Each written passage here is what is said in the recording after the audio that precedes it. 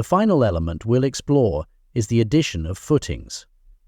To place concrete footings, we can add simple rectangular shapes using the footing option in the Parts panel.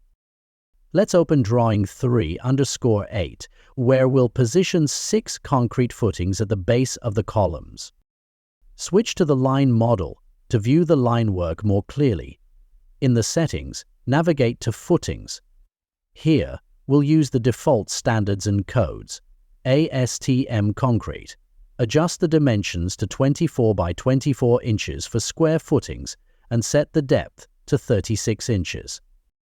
Once these settings are ready, go to Parts Insertion, select Footings, and snap them to the end points of the columns. In Line Mode, a standard square appears, but switching to Shape Mode reveals fully formed concrete footings. This concludes Chapter 3 on structural steel.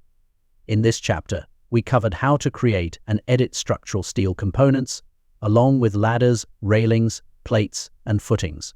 Be sure to reinforce your learning by experimenting with different placement methods and dimensions. See you in Chapter 4.